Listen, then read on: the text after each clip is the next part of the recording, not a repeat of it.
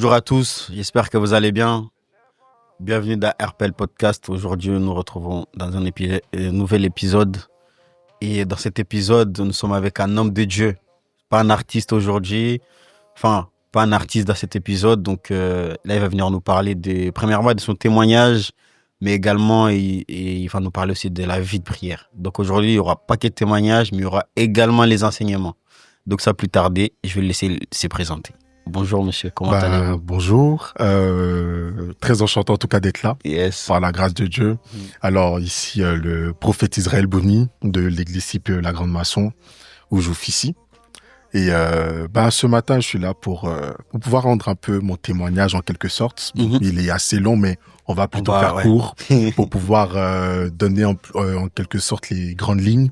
Yes. Alors, je suis déjà Israël Boni, mais mon père m'a eu avec ma mère, mais hors mariage. En fait, lui, il était marié. Ma mère ne l'était pas. Ils étaient pas ensemble. Et donc, ils m'ont eu. Et suite à cela, malheureusement, cela a permis à ce qu'on soit éloignés, séparés. Donc, j'ai pas grandi avec mon père. J'ai plutôt grandi avec ma mère et mes 3 sœurs. Je suis le seul garçon. Et en gros, en grandissant, ma mère fut très malade. Et donc, suite à cela, elle est venue en France pour se faire soigner.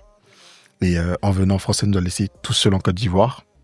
Et il y avait personne pour nous héberger, personne pour nous aider.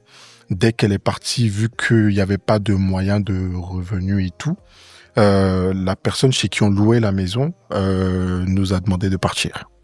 Donc en partant, il y a une de mes tantes qui a décidé donc de pouvoir nous reprendre. Et donc on était chez elle et là-bas il y avait une servante qui était là-bas qui nous a fait vivre en quelque sorte, en tout cas particulièrement à moi, un peu la misère. Ok, quand tu dis la misère, c'est quoi exactement? Déjà, j'ai une question parce que quand même, pour les personnes qui ont grandi sans père, je trouve que c'est quand même des personnes courageuses. Déjà, en tant que garçon, homme, seul de la maison avec tes sœurs, comment est-ce que tu vivais celle-là, premièrement? Parce que... déjà, cette relation, elle était déjà un peu compliquée. Compliquée dans le sens où mes sœurs étaient en quelque sorte en même temps comme mes mamans. Donc, ça fait que il y avait pas forcément totalement cette relation de frères et sœurs, surtout avec la plus grande. La plus grande était vraiment très stricte, très carrée. Donc, il y avait pas vraiment forcément cette relation-là. Mais par la grâce de Dieu, j'ai eu des cousins qui étaient autour de moi, donc qui m'ont permis de pouvoir me former et avoir un caractère d'homme. Parce que je vous assure que grandir seulement qu'au milieu des filles, si tu fais pas attention, tu risques de dévier. Okay. Tu risques de passer à l'autre bord. Mais Dieu a fait grâce, je suis resté dans sa volonté, par la grâce de Dieu. Et donc c'est comme ça que j'ai grandi. C'est comme ça que j'ai grandi. Quand vous avez récupéré votre tante, c'est ça, on m'avait dit, quand vous avez récupéré, vous avez quel âge à peu près, a priori, toi? J'avais je pense 8-9 ans par là. 8-9 ans, très jeune. 8-9 ans par là. Et t'étais déjà conscient de ces sentiments-là, de l'abandon du père, ou t'étais encore... Bien sûr, j'en étais conscient. Okay. J'en étais conscient parce que une chose, c'est que contrairement à ma petite sœur, elle, c'est pas trop son truc, mais moi, je courais beaucoup derrière mon père. Je courais beaucoup derrière lui. Par exemple, j'ai une anecdote où une fois, j'étais à la maison et j'ai eu à l'appeler. Et en l'appelant, je lui ai dit, papa, c'est compliqué. En fait, je suis parti il y a une cabine, en fait, qui permet de pouvoir téléphoner en payant 100 francs, 50 francs. C'est vraiment rien du tout. Mais là-bas, c'était vraiment quelque chose. Donc, il me restait 50 francs sur moi. Et j'ai eu à l'appeler. Et en l'appelant, j'ai dit, papa, j'aimerais vraiment que tu puisses venir parce qu'au moins, je sais que si tu viens, tu pourras nous donner un peu d'argent pour nous aider. Il m'a dit, je te rappelle. Et il a raccroché. Sauf que j'avais appelé sur le numéro, pas le mien, mais le numéro d'une cabine. Faut payer. Donc, j'ai fini de payer avec les 50 francs que j'avais. Mais vu qu'il a dit qu'il rappelait, il allait rappeler sur ce numéro. Je suis resté à cette cabine. Il était midi quand j'ai appelé. Je suis resté de cette cabine de midi jusqu'à 18h. Wow. pour avoir son appel. Retour. Et à 18h, il a rappelé. Et il me dit qu'il n'y a pas de problème, je passe ce soir. Donc, tout content, je rentre à la maison, mes sœurs, elles me crient dessus, t'étais où et tout, etc. Je dis non, j'étais allé appeler. Et donc, par la suite, j'ai dit, bonne nouvelle, il y a papa qui passe ce soir, donc normalement, on aura assez de provisions et tout, etc. Je suis rentré, je me suis lavé, me préparer pour que mon père, parce que mon père va venir. Et je me suis assis sur le balcon à partir de 19h30. Je me suis assis là, je regardais les voitures passer. Et je suis resté là jusqu'à pratiquement 1h du matin. Il n'est pas venu. Et en grandissant, qu'est-ce que ça t'a fait dans ton cœur en tant qu'homme? Ou même, parce qu'à ce moment-là, tu n'étais pas encore chrétien consciemment, je m'en doute. Qu'est-ce que ça te faisait, toi, personnellement? Quel sentiment tu avais à ce moment-là? Franchement, j'étais blessé. J'étais très blessé émotionnellement. J'avais très mal parce que ça créait un vide. Et en fait, ça m'emmenait à me poser des questions. Mais pourquoi c'est à moi que ça arrivait en fait? Pourquoi cette situation? Mais il y a une chose, c'est que dans ma famille, il y a ma tante qui est pasteur. Et donc, en fait, depuis petit, j'aimais tout ce qui était les choses de Dieu. Ok. Et donc, dès que je voyais des choses comme ça et que ça me faisait mal, je pleurais, mais pas n'importe où. Je partais pleurer, mais tout en parlant à Dieu. Je pleurais en disant, Seigneur, pourquoi? Seigneur, aide-moi, fortifie-moi, je sais pas quoi faire, ça fait mal, relève-moi. Ok, franchement, je trouve ça très compliqué et très courageux. C'est pour ça que j'ai bien précisé au début que les garçons, ou même les filles, hein, parce qu'on vit tous les mêmes situations. Enfin, moi, gloire à Dieu, j'ai pas vécu ça. J'ai toujours été accompagné par mes parents, tout ça, etc. Franchement, gloire à Dieu. D'ailleurs, je bénis Dieu pour leur vie, hein, parce que j'ai toujours été bien accompagné, bien éduqué. Je peux dire que j'ai une bonne éducation. Bien sûr. Grâce à mes parents, j'ai été conduit soit à l'église ou même... en tout cas, moi, j'ai été enseigné dès que le plus petit. Mais en grandissant, quand tu grandis, du coup, j'imagine que tu donnes ta vie à Christ. Et en ce moment-là, est-ce que tu as pardonné au comportement que le père a eu envers toi, ou tu t'es dit, les vieux là, Kanda, enfin, pour nous les Congolais, genre, tu comprends un peu les Congolais, tu vois, tu comprends les Lingala. Je comprends bien. Comment est-ce que tu as vécu ça? Alors, il y a une chose. Moi, ce qui a fait ma force, c'est que ce que j'ai pas eu, j'ai travaillé à pouvoir le donner. Ok. Donc, ce qui faisait que, certes, j'avais reçu une blessure, j'avais reçu un manque d'amour, mais ce manque d'amour, je le convertissais en amour pour pouvoir le donner. Mais comment est-ce que tu as compris ça? Parce que c'est quand même fort, c'est très fort là. Tout simplement parce que, entre-temps, il y a eu ma rencontre avec Jésus. Yes. Les jours où tout a basculé, comme on dit. Exactement. En fait, j'étais très mal, j'avais besoin d'amour, j'avais besoin d'être aimé. Et une petite anecdote qui m'a permis de pouvoir rencontrer le Seigneur réellement, c'est qu'un jour, désolé pour ma petite sœur si elle voit ça. En fait, pardonnez. En fait, ce qui s'est passé, c'est que on était à la maison et vu qu'elle était très petite, en fait, elle était partie aux toilettes et il y avait plus de papier hygiénique en gros pour pouvoir s'essuyer. Donc, ce qu'elle a fait, c'est qu'elle a pris une de mes culottes, un de mes caleçons et elle est partie dans les toilettes. Elle s'est essuyée et elle a caché ça derrière les toilettes. Elle a tiré la chasse d'eau, elle est sortie. Et chez notre tante, celle qui était là pour pouvoir faire le ménage en nettoyant, a fini par s'apercevoir de cela. Et donc, elle appelle toutes mes sœurs, venez voir ce que votre frère a fait, venez voir et tout. Et elle m'appelle et je descends. Et elle commence à parler, oui, voici ce qu'il a fait et tout, etc. Et patati qu'on sort que c'est n'importe. J'ai dit non, c'est pas moi, parce que de toute manière, à cet âge-là, je lavais déjà mes vêtements. Donc, je dis, si c'était moi, j'aurais lavé, mais c'est pas moi. Non, et tout, etc. Et en venant, et pendant qu'elle parlait, elle montait les escaliers parce que j'étais sur l'escalier et elle m'a giflé. Mais je t'assure que la gifle qu'elle m'a donnée, c'est rentré. C'est vraiment... C'était vraiment une gifle. Et donc, juste après ça, j'ai pas pleuré sur le champ. J'ai été d'abord choqué. Et par la suite, quand elle a fini de parler, je suis monté dans la chambre. Je me suis couché sur le lit. Et là, j'ai pleuré toutes les larmes de mon corps. Mais tu te disais quoi à ce moment-là? Est-ce qu'à ce moment-là, tu pensais au fait que maman, elle est absente? C'est surtout ça. Papa, il est pas là? C'est surtout ça. Ça a commencé à... En fait, je me disais, si maman était là, ça se serait pas passé comme ça.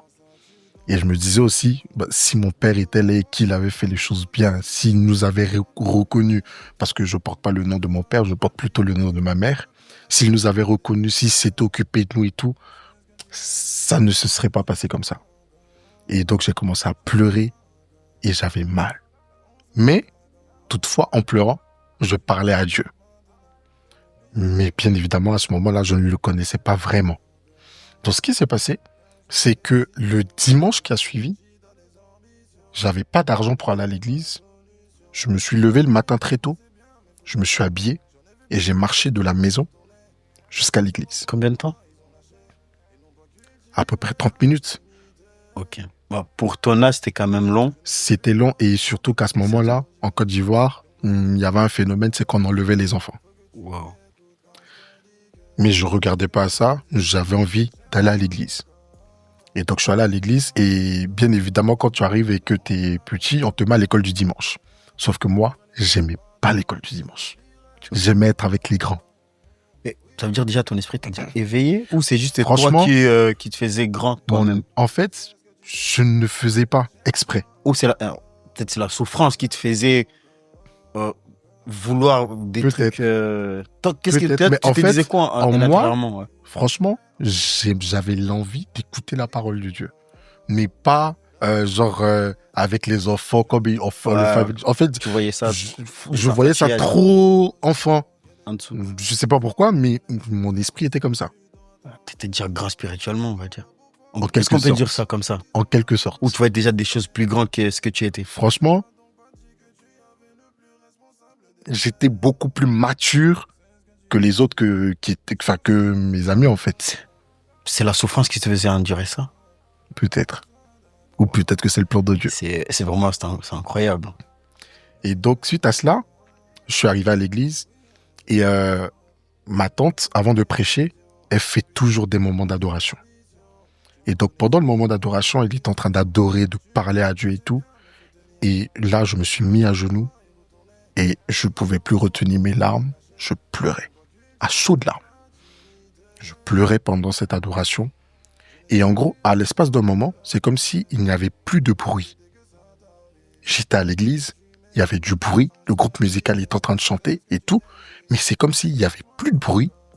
Et à ce moment-là, j'entends la voix de Dieu qui me dit « Mon fils, je t'aime ». Comment t'as reconnu que c'était la voix de Dieu qui te parlait? En fait, comment dire? C'est comme si, en fait, en parlant, ces paroles n'étaient pas que des paroles. Mais ces paroles venaient saisir mon cœur. Et lorsque j'ai entendu ces paroles, c'est comme si toutes les douleurs que j'avais, sur le coup, elles sont disparues. Yes. Et je me sentais léger. En fait, le poids que j'avais, je ne l'avais plus. En fait, j'avais juste besoin d'entendre ça. Et en fait, en me disant « Mon fils, je t'aime », j'ai compris qu'en fait, j'avais un père. T'avais quelqu'un qui était là pour toi. Il y avait quelqu'un qui veillait sur moi. En fait, dans toute cette situation, il y a quelqu'un qui est toujours là pour moi. Yes. En fait, le véritable père est là. Et pendant cette adoration, c'est comme si mes larmes ont changé. C'est comme si je ne pleurais plus de tristesse ou d'amertume, mais je pleurais de ce que je venais de retrouver un père. La joie. Il y avait la joie dans mon cœur. Et en sortant de ce culte, ma vie a complètement changé. Dans quel sens? Dans le sens où, en fait, je ne pleurais plus maintenant dans la présence de Dieu pour dire « Seigneur, aide-moi, Seigneur, fortifie-moi », mais je le faisais pour dire « Seigneur, merci d'être mon père. Ok. Merci d'être là. Médecine. Merci d'être présent. Franchement, très très beau témoignage. Et du coup, aujourd'hui, vous êtes prophète.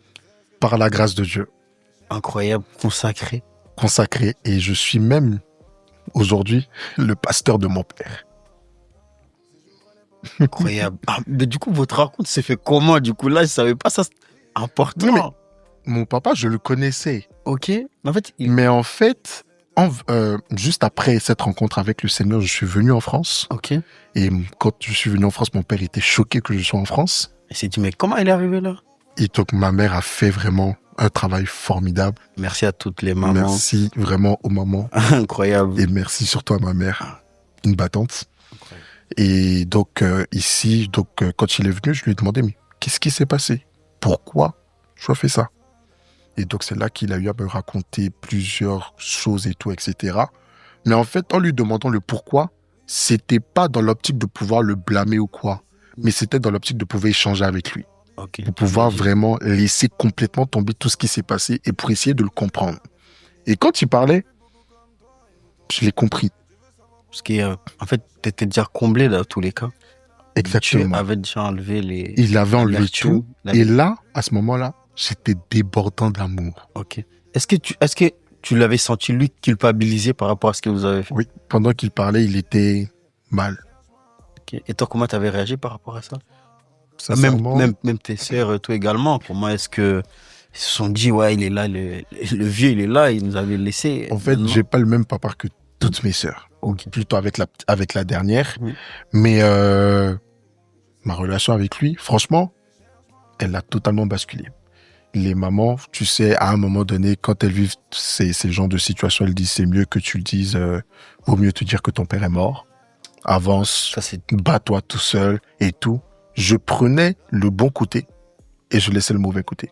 Parce que je dire ça, savais c'est que très de toute difficile. manière, il y a une chose, c'est que un enfant ne vient pas au monde tout seul. C'est sûr. Donc, j'honore mon père Mm. et j'honore ma mère. Incroyable. Franchement, tout témoignage, il est très touchant déjà.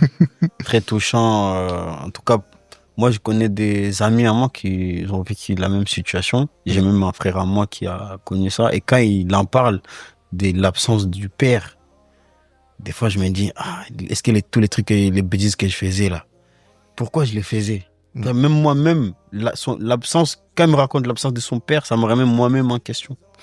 Tu vois? Et franchement, je trouve ça très courageux d'en parler déjà premièrement parce que c'est quelque chose qu'on peut cacher. Bien sûr. Mais en parler, ça met vraiment en lumière.